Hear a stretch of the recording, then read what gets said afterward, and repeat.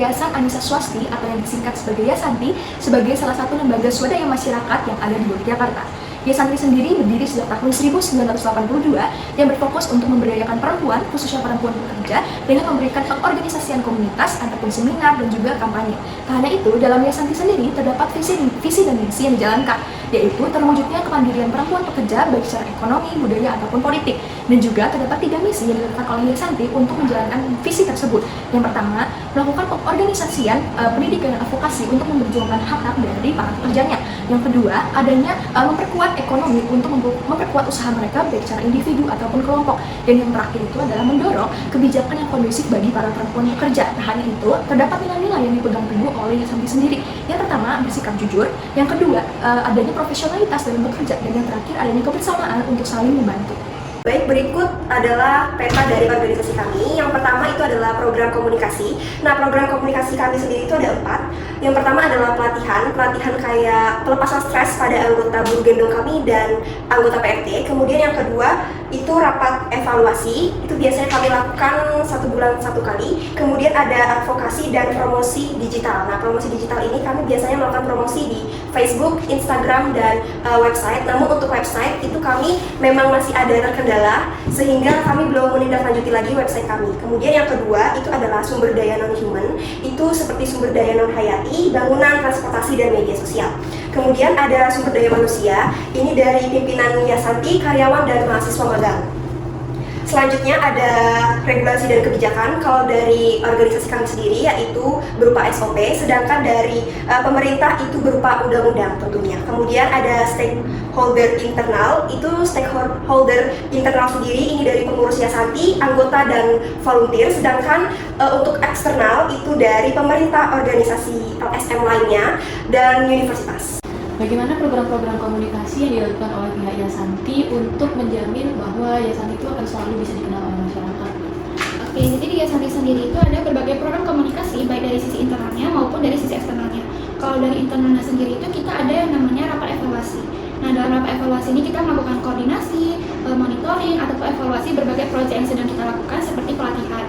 Dan juga dalam rapat evaluasi ini kita ada yang namanya pemecahan masalah agar tidak menimbulkan konflik baru. Terus rapat evaluasi ini juga ditujukan agar komunikasi kita dengan sesama pengurus Yasanti itu dapat terjalin dengan baik. Selain itu, dari sisi eksternalnya sendiri itu kita ada yang namanya pelatihan, advokasi, dan promosi digital. Nah, Yasanti sendiri itu udah mengadakan berbagai pelatihan untuk para pekerja perempuan yang dinaunginya seperti buruh gendong maupun ART. Kemarin itu di Bangkok, Yasanti itu mengadakan kerjasama dengan jaringan pekerja perempuan Asia Afrika untuk mengadakan workshop. Nah, dalam workshop ini tuh mereka mengajarkan tentang bagaimana cara mengatasi stres yang umumnya itu dihadapi oleh para pekerja perempuan, khususnya oleh buruh gendong. Kemudian selanjutnya itu ada program advokasi. Jadi Yasanti sendiri itu melakukan negosiasi kepada berbagai pihak di pemerintahan, salah satunya itu Dinas Tenaga Kerja untuk menyuarakan agar para pekerja perempuan itu dapat perlindungan dan akses yang setara terhadap fasilitas pemerintah. Salah satunya itu Yasanti kemarin melakukan pendampingan kepada para buruh gendong untuk mendapatkan layanan toilet gratis serta layanan kesehatan.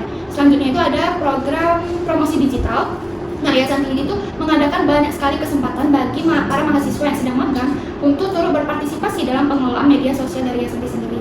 Nah, karena Yasanti ini tuh berpikir bahwa media sosial itu sangat penting untuk menjadi sarana promosi mereka dalam mempromosikan kegiatan serta lembaganya agar dapat dikenal oleh masyarakat luas. Mungkin untuk program komunikasinya begitu saja.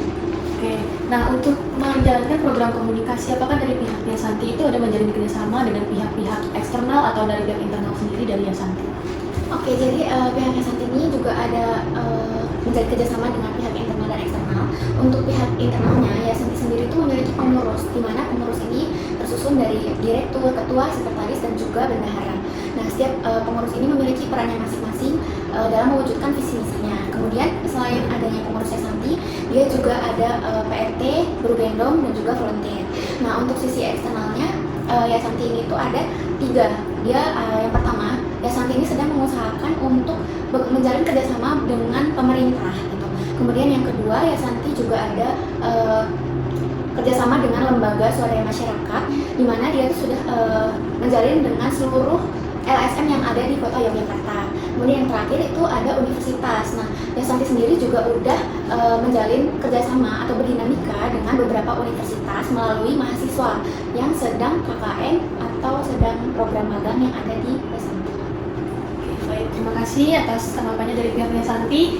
Sekian, terima kasih. Berkaitan dengan kebijakan dan regulasi, kami dari pihak Yasanti memiliki kebijakan sendiri berupa SOP atau standar operasional prosedur yang diikuti oleh kami Yasanti sendiri dan juga komunitas-komunitas di bawah naungan kami seperti Guru Gendong dan juga ART, di mana SOP itu berguna sebagai pedoman bagi kami agar dalam menjalankan organisasi tetap terstruktur dan sistematis. Selain mengenai SOP, kami juga mengikuti kode etik LSM di Indonesia, yang dimana kode etik tersebut yang kami ikuti berguna supaya kami tetap sesuai dengan etika-etika LSM di Indonesia.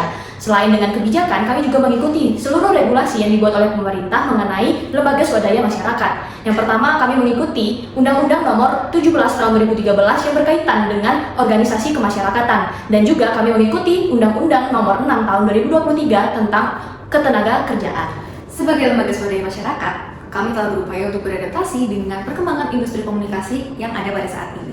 Hal ini tentu dapat dilihat melalui media promosi yang kami gunakan, seperti Instagram, Facebook, dan juga website. Pada saat ini, media promosi yang paling sering kami gunakan atau yang paling aktif kami gunakan adalah Instagram.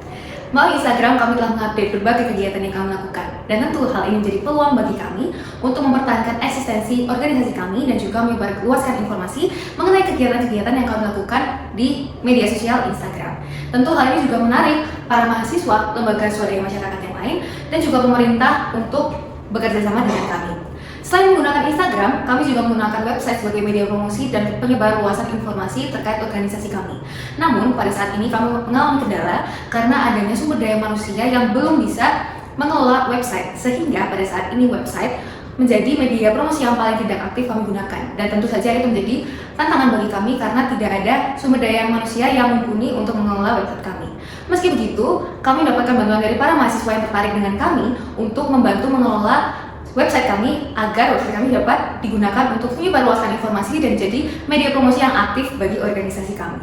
Berdasarkan penjelasan kami terkait Yasanti, kami melihat bahwa ekosistem komunikasi di Yasanti terbagi menjadi dua, yaitu internal dan juga eksternal.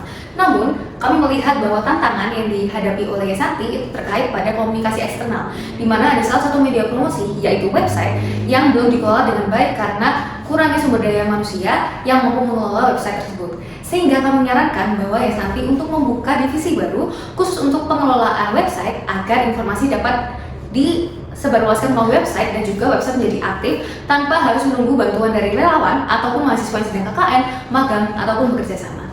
Kami dari Sustainability. Terima kasih sudah menyaksikan.